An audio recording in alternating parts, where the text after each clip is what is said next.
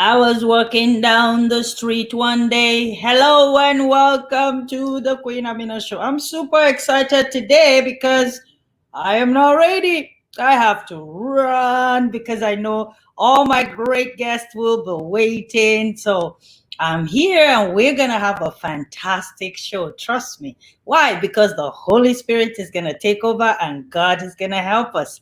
So share the broadcast so that you can invite your friends. Our guest today is Dr. Laura Dorsey out of Atlanta, North Carolina, Atlanta, Georgia. I think. Told you guys I wasn't ready. But this is going to be fun because she's going to share some amazing information with us today. And guess who we have with us also? My favorite co-host, Dr. Princess Mokolo. So we're going to have a fantastic day. Don't go anywhere. Stick around till the end so you get the full benefit of this broadcast today. So let's bring them on. Hello, everyone. And I got her speaking to me with her microphone muted. I love this show. How are Okay, you, Dr. Princess? I'm good. Can you all hear me? Yes, we can, loud and clear. I think we got our guest video um, not working yet, but she's working on it. Dr. Dorsey, can you hear us? I think her screen is freezing. We're going to walk behind the scene and make sure we get through to that. While we're doing that, how is Dr. Princess doing? And what do you think about the topic and the amazing work this lady is doing?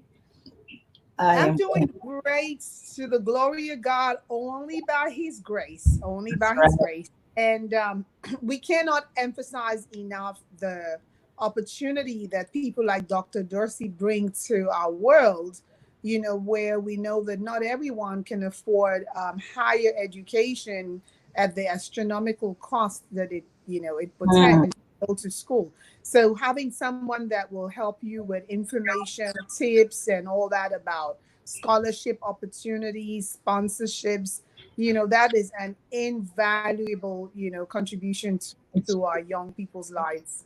absolutely. I think we got her back. Hello, Dr. Laura. Okay, she's still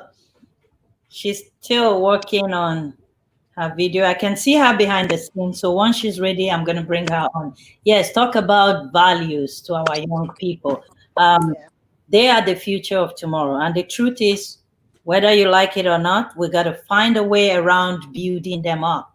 Because if they're not built up, guess what is going to happen? Our generations will be gone, and their generation will walk right into what we left. And they will now have to live with what we left behind without impacting into their life. And then they will now leave it for their own children again. So it It'll is become a important.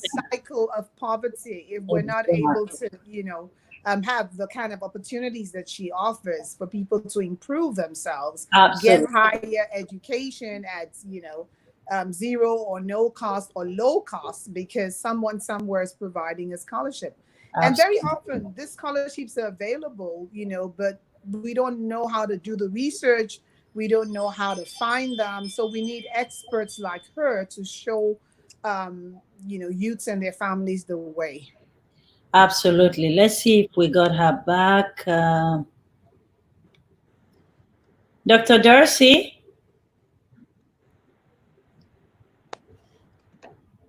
Yeah, she's still frozen. She's still frozen. Guys, while we're waiting for her, if you could please go ahead and help us share the broadcast. You are all very welcome.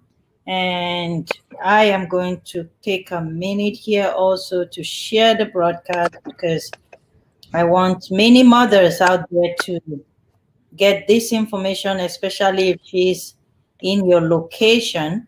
But we're all in North America, and these things they all work alike. So, I um, like the way you said mothers, like who was in charge. We are the ones responsible for You this know thing. who's responsible for getting the Believe it or not, at least I know mine in my home. our jobs are cut out for us to make sure the Exactly. I children know are my job in the home. successful. I know my job in the home. So I hope every other home is like that. I take care of the little bitty things around.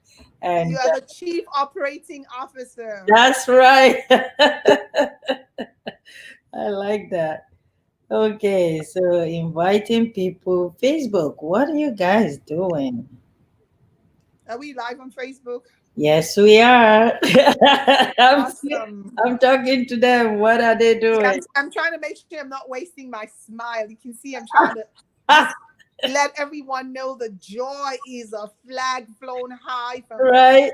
bottom of my heart when the Lord is in residence here. Amen. Amen. And she's almost done. She's coming right back, guys. While we are waiting, please let's share the broadcast and help others to.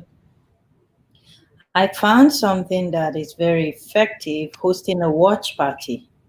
It just invites everybody all at once. Oh, beautiful. Yeah. So let's see what I can do. Welcome, everyone. I see you guys. I see you guys. We're waiting for our guest. She's going to be here very soon. And like I said before, I don't like to take the guest position. So we're going to just be patient a little bit. And while we're waiting, please help to share the broadcast so others can join in. And I think we got her back. Yay. Waiting for her audio to come up.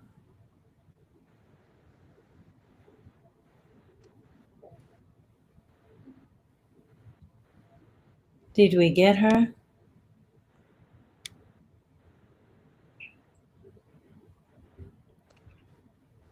Uh, no, not yet.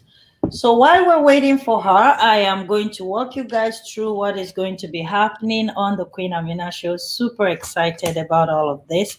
Um, we're going to be setting out days that is going to have specific programs on so people can get used to it, Dr.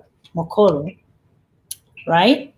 Tell us, tell us. Yeah, yeah. Okay. So the first one I'm going to say is looking at you right on the screen. Putting me to work, huh?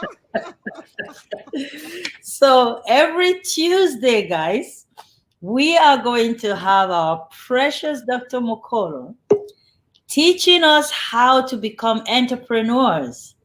She's going to be giving us nuggets on how to help you get into entrepreneurship and everything that comes with that package of becoming not just an entrepreneur, but doing something that you're passionate about. She never And says doing it any. successfully, doing it strategically successfully That's with a right. So spirit of excellence. exactly. So you need to be on with us every Tuesday moving forward. So that's going to be coming up. And Mondays is going to be our motivation Monday. So I call it Mo Monday. And that's going to be with Dr. Uh, Marlene Morris.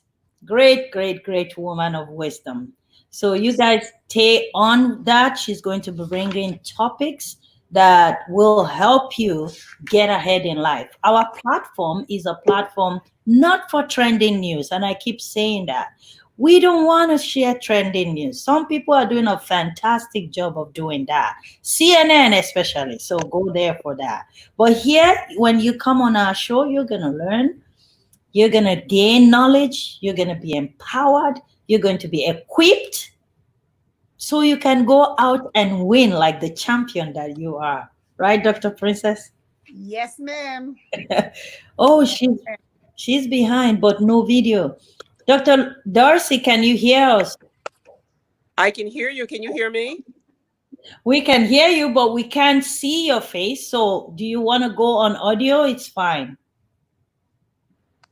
Okay, I don't know why we can't see my face because we could see it earlier. Yeah, so you need to go out of the stream and allow your camera again. Okay, then we'll do that. I'll try that one more time. Okay, sorry about the difficulties. Oh no, not a problem. Awesome. All right, guys. So she's going to be coming back very soon. So Monday is more Mondays. Tuesday is entrepreneurship presentation by Dr. Princess Mokolo. On Wednesday is going to be our general um, show where we bring in um, talents and self empowerment, people that have done great things for themselves. On Thursdays, we're going to be heroing around the world. So we're going to be bringing everyday ordinary heroes from different parts of the world. Interesting, because I'm doing an award show that showcases heroes from around the world. So trust me, their stories are amazing. You want to be on every Thursday. Friday, I am going to dedicate it to journalists from around the world. So they're going to be bringing us good news, good stories from what is happening with their countries. I will be doing this as long as we are able to connect. So it's not a promise. Say, for example, Dr. Princess cannot come on the show on a Tuesday. Don't hold it up to her or me like, oh, you said this. So we're going to be flexible. The weeks that we're able to follow the program faithfully, we will. And the weeks that we cannot, trust me, we'll still bring you nuggets of great shows that will keep you watching the Queen Amina show. So that's what is going to start happening. And yeah, What about Saturdays and Sundays? What are we gonna be seeing? Saturday and Sunday, we are going to talk about that behind the scene and then Oh, we would announce it. okay. I'm looking forward to Yeah. that. So me and you gonna talk about Saturday and Sunday, and then we'll announce it. Guys, don't just sit there. Talk to me. Hello, Suzanne, my favorite one now, my newfound friend. Suzanne is. You should meet Suzanne. I want you to meet Suzanne. Suzanne West. She's an Oh, amazing, amazing, that's nice. passionate Yeah, woman. Yeah, she's got very a nice. fantastic show also, bringing light. She's throwing light to the troubles in Africa. She's very passionate about Africa and how to find solution for it. So fantastic lady. Hey Aja, Yeah, I see you. Yvonne. solutions are important. You know, we're Yeah. tired of hearing about all the troubles. Let's finally hear people proffer some solutions. Yes, yes. Her show is doing just that. It's amazing. Yeah. Tivon, you're welcome to the show. We're waiting for Dr. Darcy. She's having just some little difficulty there. And down the road this year, we're going to be celebrating the Vigo Awards International Show, October 4th. So that's coming up October 4th. Location, venue, and everything will be announced. And it's getting bigger every year. So watch out for this year's show on that. And also, we are going to be celebrating Africa Youth Festival 2020 from 22 different countries. That's another powerful event coming up. I will be unveiling all of those things as we go along. Dr. Darcy, we cannot still see you. Okay, so I can hear you. I guess you can't still see me. I don't know what's wrong with the camera. Yeah, let's Okay, just so go we're ahead gonna with just go ahead with the audio if you don't mind. So that That'll be way, fine. yeah. So maybe silent. I mean, without the visual, just introduce yourself again. I've said a little bit about you, so let's just hear from you again, please. Okay, so okay, not sure. I'm Lord Dorsey. I not even sure everything that you want to say. I am a retired university professor. This is probably what I did for a living for the longest time. And now at this stage in my life, I'm taking everything that I have done with my career and I'm looking at it as a give back. You know, I deal with several nonprofit organizations that are helping people and giving back to people, as well as my own private business where I was a university professor. So now I write for different magazines, I write for private clients, I ghostwrite for books, and Just doing things to keep myself busy at this time in my life. Okay. Apart from keeping yourself busy, Dr. Darcy, you are impacting so much into the lives of the young people in our society. Tell us a little bit about that.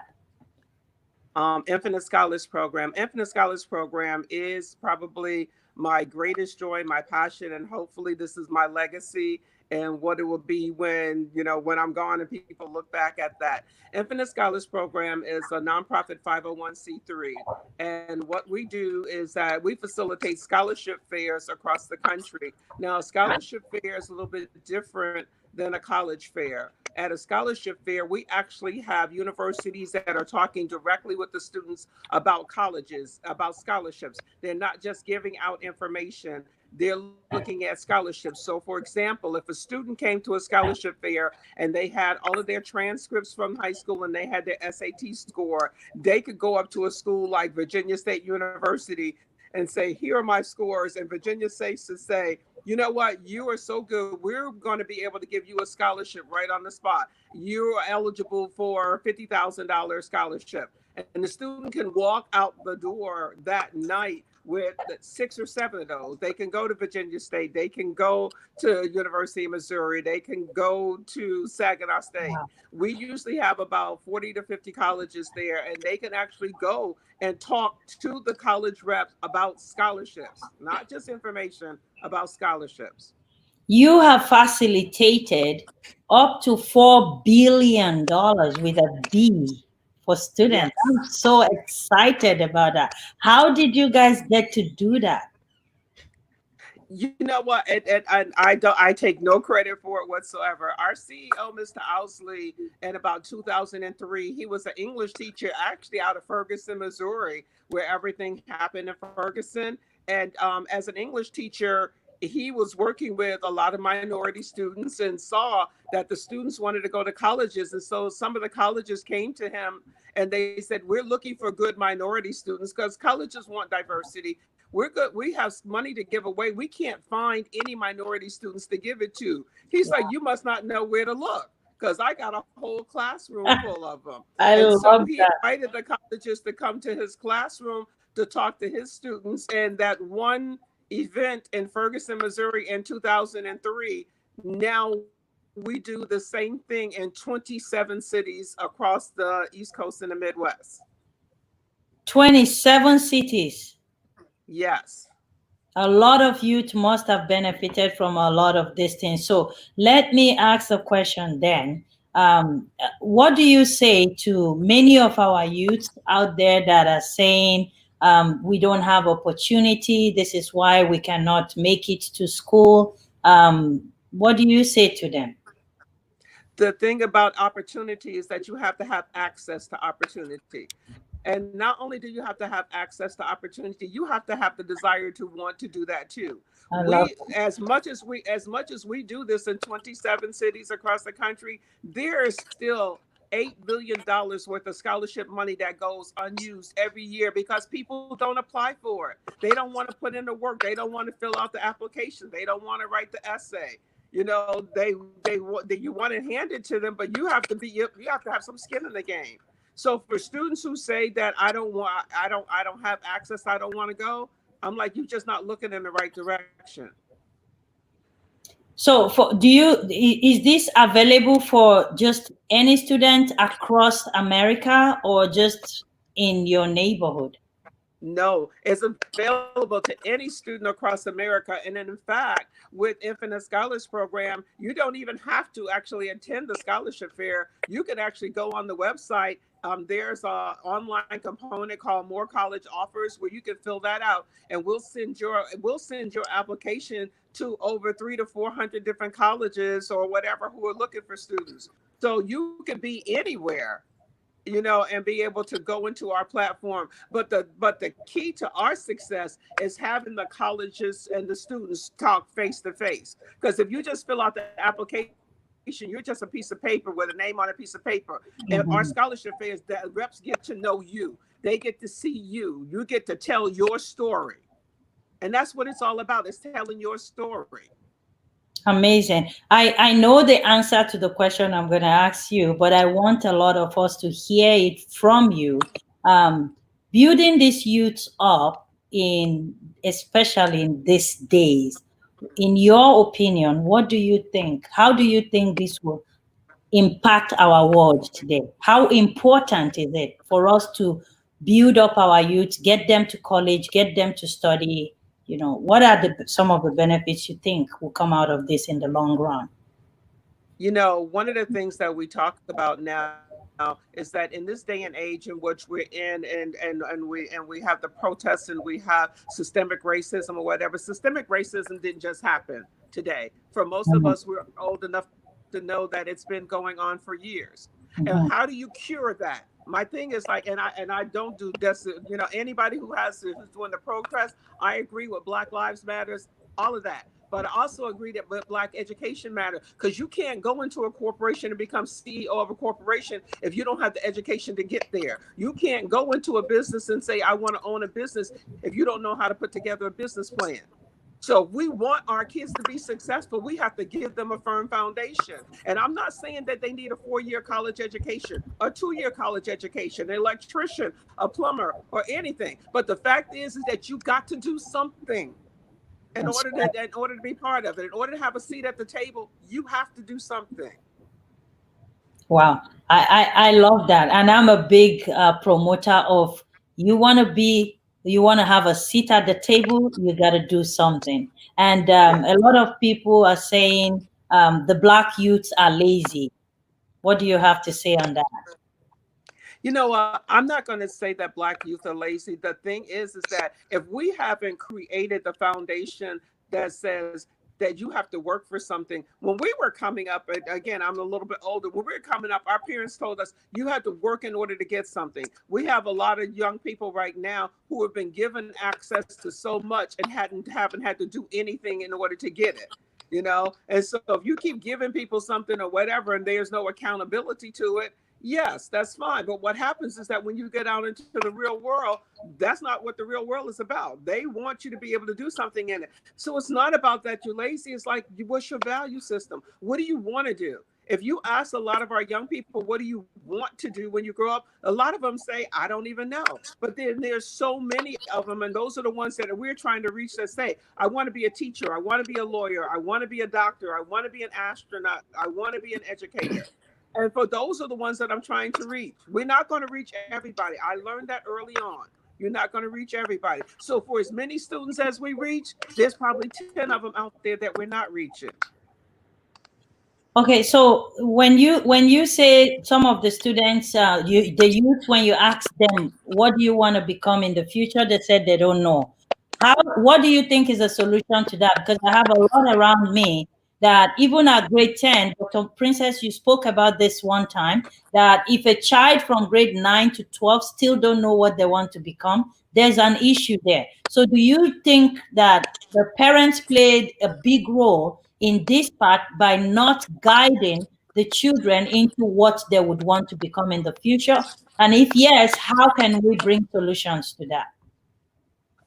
You know what? Okay, this is a twofold question. You Yes. want to say the parents being able to guide the student, but for a lot of our children, we're the first generation to come to college. If a parent has never gone to college, if a parent has never sought higher education, then how are they teaching that to their children? How are they telling their Mhm. children that it's important for higher education? Well, the children have to see somebody. They have to be able to model somebody that's been able to do it. And if the parents don't know, where's the church in here? Where's the community organizations in here? Where's all the people who claim that they're all dead about giving back or whatever? How come they're not reaching out to the children? So if a child is in the 8th grade and the ninth grade, and I agree with you, and they still don't know even what direction that they want to go, herein lies a problem. But then you've got the counselors at school, and not to say that everything has to be on them, but you've got to want something. And even if the parents don't know, the kids, so they watch television, they see everything else. You know that you want something more. You know that your phone costs, your shoes cost, your clothes cost. How do you think you're going to pay for that? Wow. So do you think now that more awareness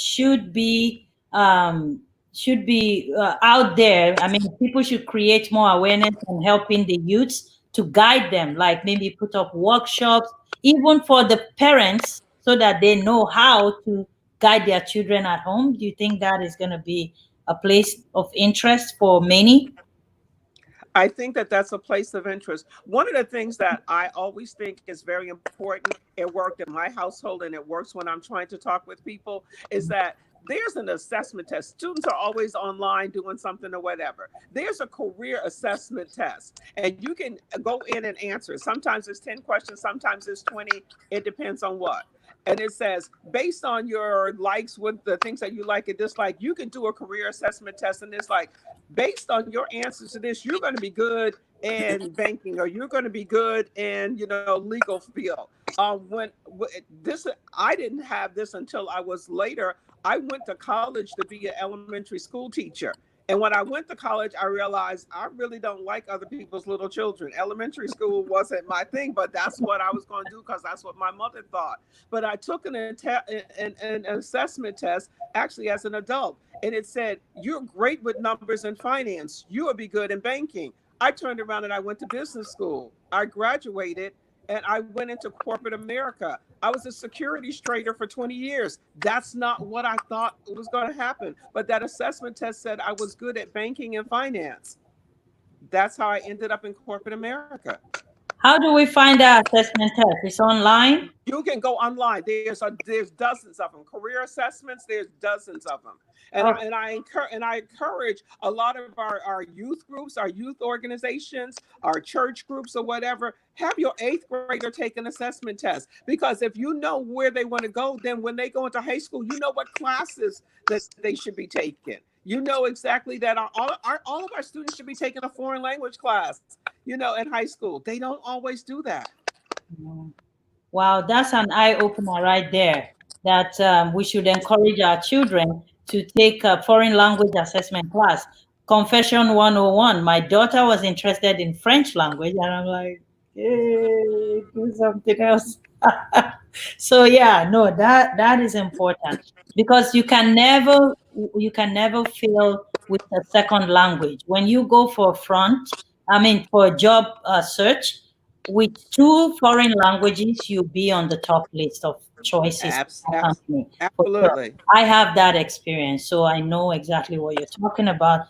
Great advice, Dr. Princess. You can come in. You know me. You leave me. I keep going. No, it's just to emphasize the importance of bilingual skills, especially in our world today.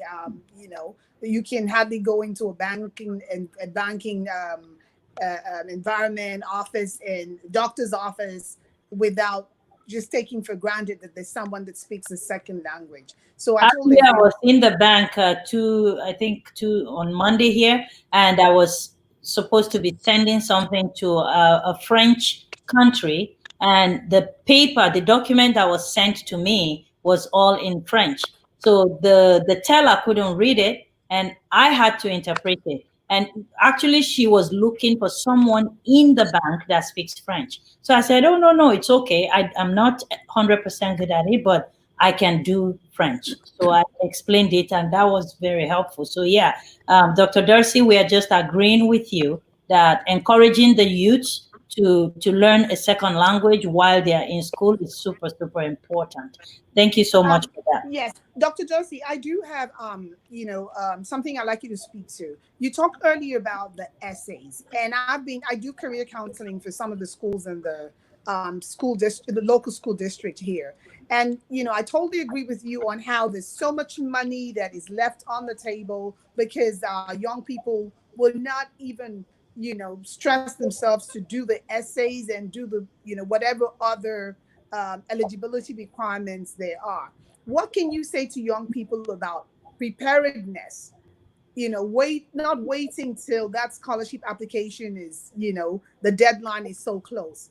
How can they prepare in advance? What kinds of essay topics can they go and put in their portfolio right now, work with their parents and, have that on there, and then they can tweak it one way or the other? What are some general, topics that young people and their families can start to work early on?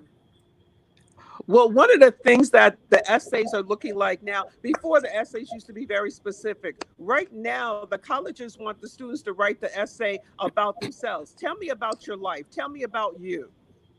Tell me your story. And so so the essay becomes twofold. It becomes their story, but the college also gets to assess their writing capability. And the thing about it now is that you can do everything online. You can write an essay, and then you can submit it through a grammar checker, or even like you, if you like you said, you're helping students or whatever, put them through a grammar checker. They've got online grammar checkers, so it'll check your grammar, it'll check your spelling. I sit on a lot of committees for scholarships, and I read the essays. And if you got the essay and it comes across and you got misspelled words and you got incorrect sentence structure, I'm like, okay, I'm going to put that off to the side. Be best friends with your English teacher. That's who your new best friend needs to be, your English teacher, not your football coach. Your English teacher needs to be your new best friend. And the thing about it is that start making sure that you speak correctly. Everybody wants to talk in slang, and everybody wants to talk in a cryptic text languages or whatever. Don't text me. Write a full sentence, because that's how you Oh, speak. And if you can't speak that way, then you can't write that way. Then you can't go into a corporate America with that. oh, that's a good one because every text message you get today is that gives me an idea of a show right there. To say thanks, THANKS is TNX now. Right. And they've been cut down so much that sometimes you're reading a full sentence and you make no sense out of it. Well, because None. they're slowly but surely losing their language skills. Just a quick follow up to, that wonderful point that you made. So, they're telling their stories. They're cultivating friendship with their English teachers. They're, working on reclaiming their language skills from where they lost it with texting. But tell me, or tell us, what are your recommendations for what that story should look like, so that that eighth grader, ninth grader that still has a chance to build on that story, to add volunteer perspective, add, humanitarian perspective, add some leadership and all that? What are some of the components that should come into the mix of a good story that will win a scholarship? Not only is it a good story that will win a scholarship, we look at our students today and we think about things today. If you think about the same thing, if you were on an award show and you wanted to win an award, and you wanted to write your thank you note, who would you thank? Being able to take a look at that. Say, for instance, students are always into music and videos and whatever. Okay, so if you wanted to be on a video and be able to write the song, what would you say to somebody? Students are talking about trying to be able to um, come up with a career. If you want to be a lawyer, for example, why do you want to be a lawyer? Is it somebody that was a mentor in your life or whatever that made you want to be this? Like, for example, when I wanted to be a teacher, I only wanted to be a teacher because my mother told me I wanted to be a teacher. That was Mhm. not necessarily my goal. We were raised that when our parents told us something, that's what we did, not necessarily what we wanted to do.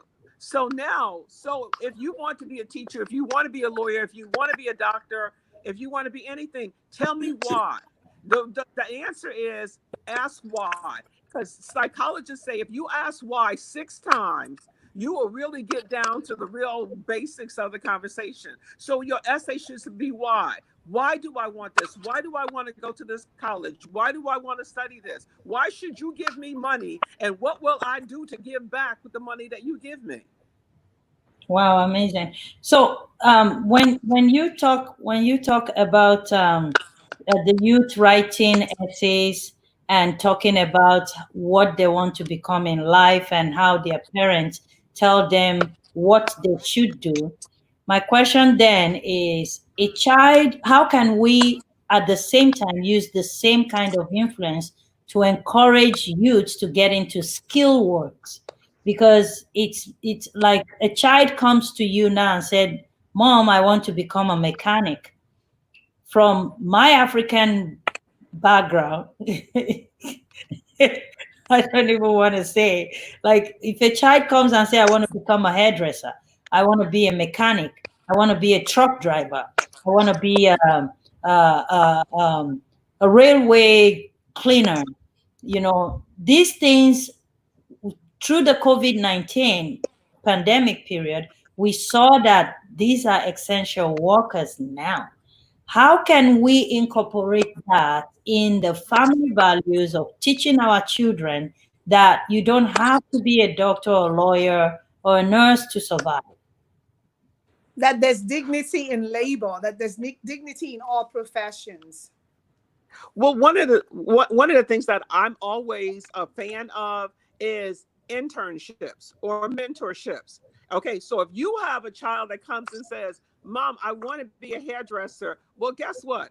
I'm going to take you down to Miss Dottie's hair shop, and I'm going to let you on Saturday work for 3 hours at Miss Dottie's hair shop or whatever to make sure that you're in the middle of that atmosphere. Now, Miss Dottie going to be happy because she going to get free labor for 3-4 hours on Saturday, and you're going to know exactly that's what you want to do. If you want to be a mechanic, go down to Joe's and help Joe out for 2 or 3 hours after school a couple of days a week. You'll know exactly whether if that's what you really want to do, like getting grease up under your fingernails, or either you will know, nah, I don't want to do that. I'm going to do something else.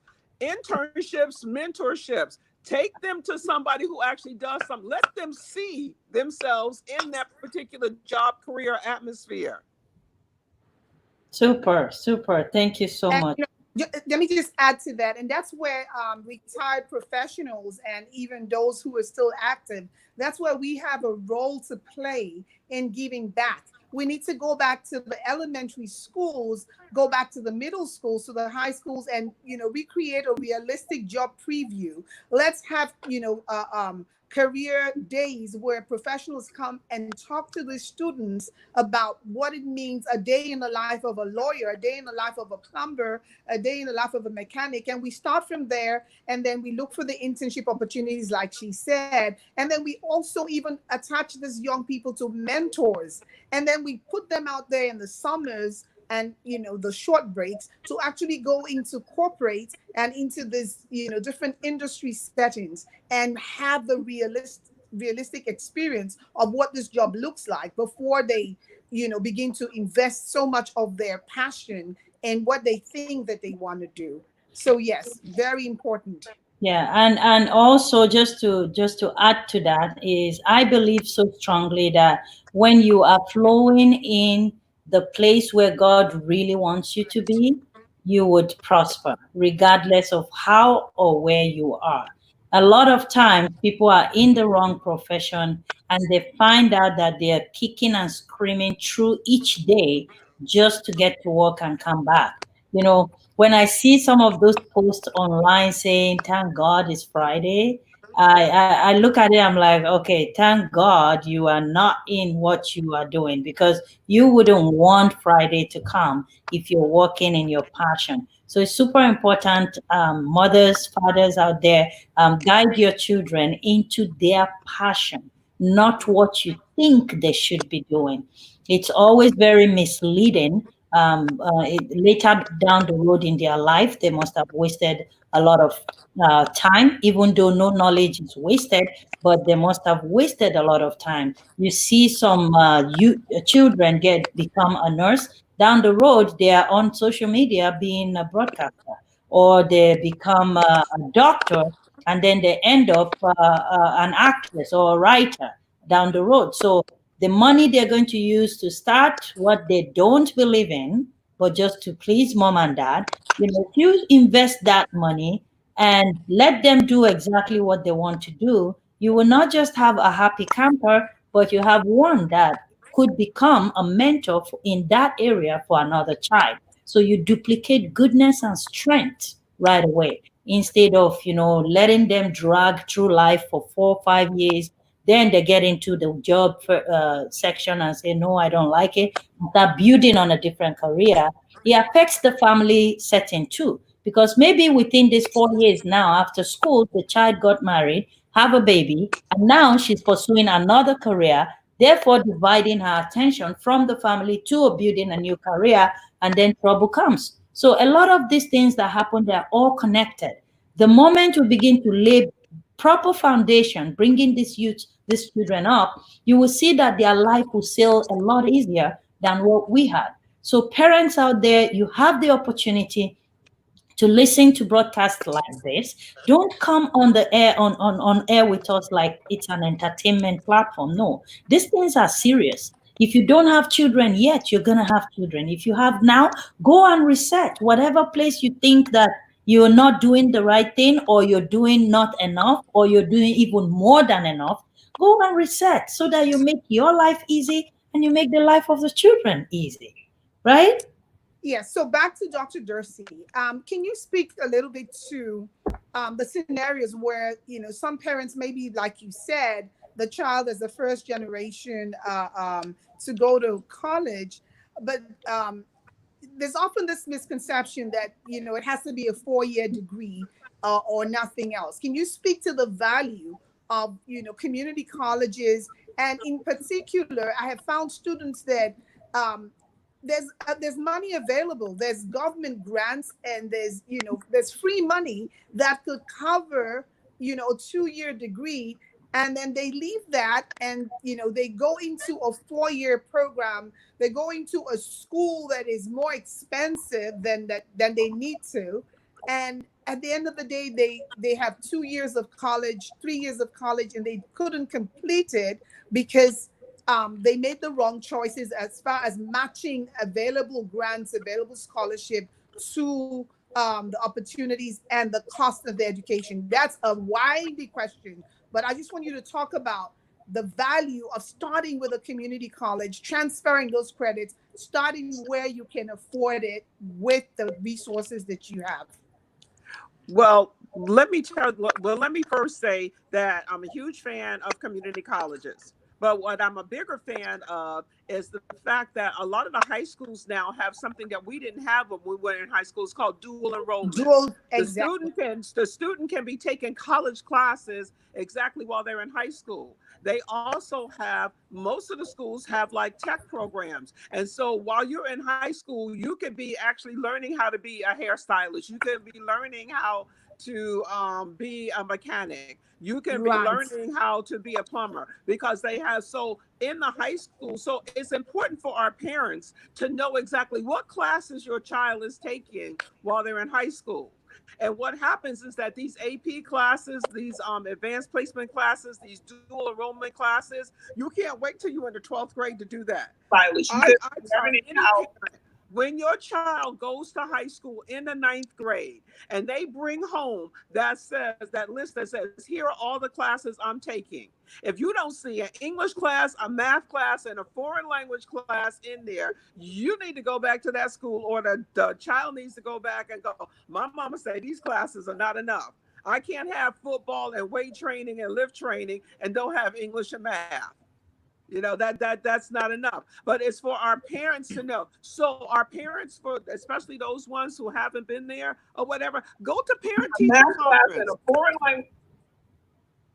Yeah, if you go to parent teacher conference or whatever, you'll know. If you go up there and talk to the guidance counselor, you know it may mean that you have to take off of work for an hour one day to go up there. But at least, and if the counselor see the face and know that the parent is concerned and involved, then the counselor will be able to make sure that they do that. And the counselors have access to colleges. They know what scholarships are out there, whatever. Your counselor needs to be your other best friend with your English teacher. Awesome. Awesome. Thank you so much, Dr. Darcy. Let's talk a little bit about you. You've been pouring wisdom and knowledge for us. Let's talk about you a little bit. Dr. Darcy, you write for people. Yes. Tell us a little bit about that, because I'm pretty sure a lot of people will be contacting you after this show to write for them.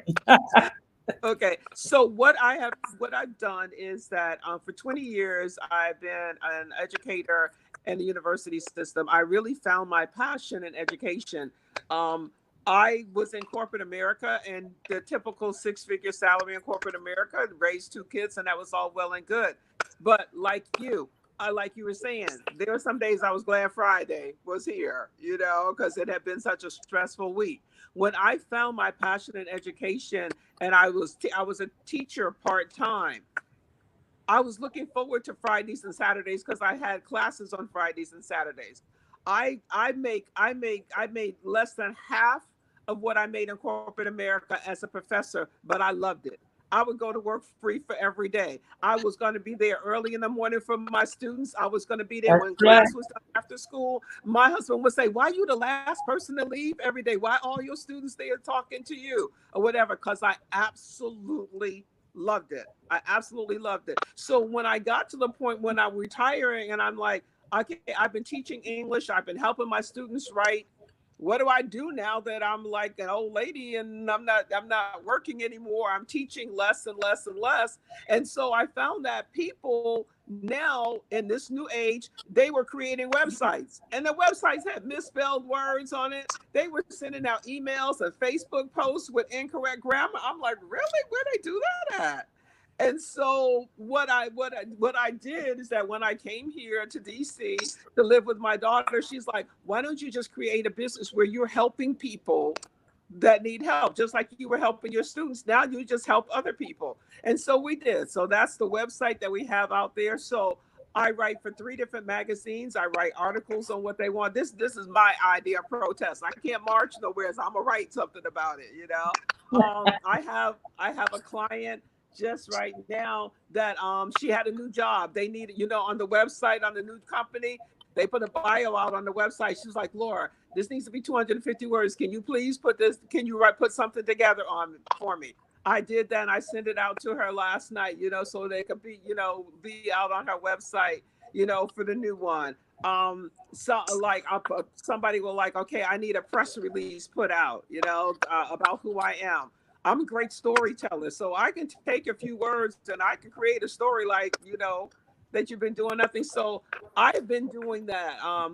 The latest couple of projects that I've been writing on is that there's usually like book anthologies where you got like 5, 10 different authors all in a book, and each of them are writing a chapter. Well, they know what they want to say. They just don't know how to put it together. So I've been ghostwriting for a couple of projects or whatever, where I'll just do a chapter. I haven't done a whole book. That's not what I want to do. But a chapter, I'll tell you a story, being able to do that. So I've Uh, been doing that, and I can do that at my leisure. Very interesting. so how can people contact you? It's very important that we know that.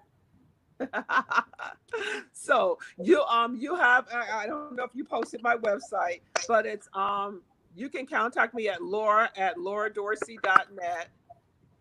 And my business telephone number is area code 240-714-6966. Say that again. Area code 240-714-6966. Awesome. However, okay, if you're a friend of Queen Amina, you can call me on my personal line. Okay. Thank you for that privilege. Okay, my personal number is 407-719-0225. All right. So, ladies and gentlemen, again, it's Dr. Laura Dorsey. I'm going to put up her name here. We couldn't connect with her via visual, but we can hear her beautiful voice behind the scene, super passionate about building other people up. She's retired. She should be traveling and enjoying herself. She is not tired. She's retired, but not tired. That's right. And she chose to impact her wisdom of many, many years to helping youths and even adults. So guess what? You're going to become my helper right after this show. I'm calling you. Yes, I'm being put on a front cover page magazine in my country, and they're looking for my bio, which I have one. So I'll be sending it to you to take a second look at it again before I send it out. So yeah, thank you guys also very much for joining in the Queen Amina show today. For some reason, I am not getting no question. I thought you guys would be popping up with questions today. Are They're you good guys students. serious? They're good students. They absorbed it all. Right, right. All Oh, right. she's So, a good teacher. She's a great teacher. So, great teacher, she yes. broke it down in a way that everyone could, get it right. Absolutely. So if you're just coming on, please watch the broadcast again. From the beginning, we were having some technical difficulty there, and hopefully, my great mentor, Dr. Princess Mokolo, will help me to edit the video. She's doing a lot of great work behind the scene. Guys, please just cheer her up for me. Really, I don't say this very lightly. Thank you so much. Thank you so much. I love you. I appreciate you. Dr. Thank Darcy, before you. I let you go, what are some of your final words for our audience? My final word for your audience is that at all times in life, you have to do what makes you feel good. And it doesn't matter what anybody else thinks or what anybody else says, what makes you feel good. And one of the things that I want to say is that I ascribe to the dash principle.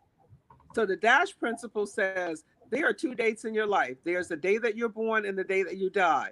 In between that is a dash. What do you want people to say about your dash? Wow. Wow. Wow, that is so powerful. Thank you. So today, because you advise us that we should do what we feel good, today I what will make me feel good is to dance. So I'm gonna dance.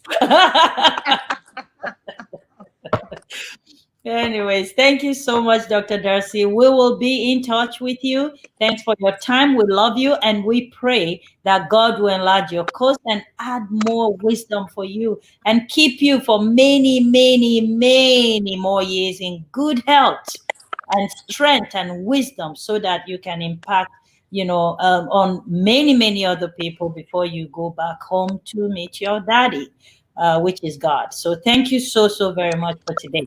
I will be posting your link under this video and your business phone number so people can contact you. And please, guys, when you contact her, mention the Queen Amina show so you can get a discount. Trust me, she will. All right. Yes. Thank you so much, Dr. Darcy. Thank you all. Thank you for Thank having you me. so much. Bye bye. Bye You're very bye. welcome. All right, Dr. Princess Mokolo, my favorite person on the show.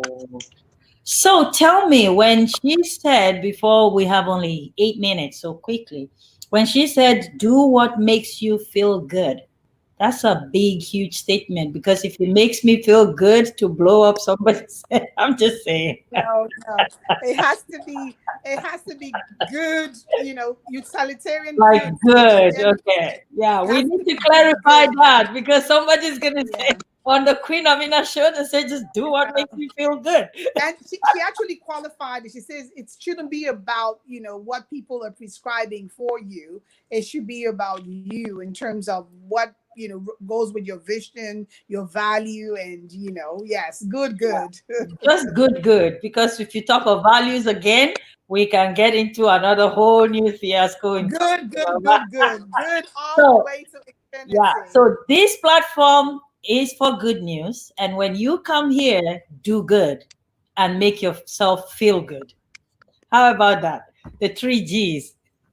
Sounds great. Even for those that are looking for scholarship, our young ones, she just gave you examples of when you tell your story, part of the story you want to tell is how are you going to give back? This opportunity you've gotten for a scholarship, when you finish with your career and you're successful, how are you going to give back? So it's good, good, good, good. Awesome. Thank you so much. And that's all we have for you guys today on the Queen Amina Show. Make sure you're connected with us tomorrow. Tomorrow. Guess who is coming on the show tomorrow? We brought Sunita Dote. She is the longest temporary tattoo Guinness World Book holder, and we couldn't hear her or see her on the video 2 weeks ago. So she's contacted me back and she said she wants to really come and show the world how she does a whole full hand henna tattoo within seconds. So it's going to be quite interesting tomorrow. Same time, 2 p.m. Eastern Standard Time, live on Facebook and YouTube on the Queen Amina Show. Until then, keep loving Dr. Lucima and keep loving me and keep watching the Queen Amina Show. See Bye, you all everyone. Tuesday.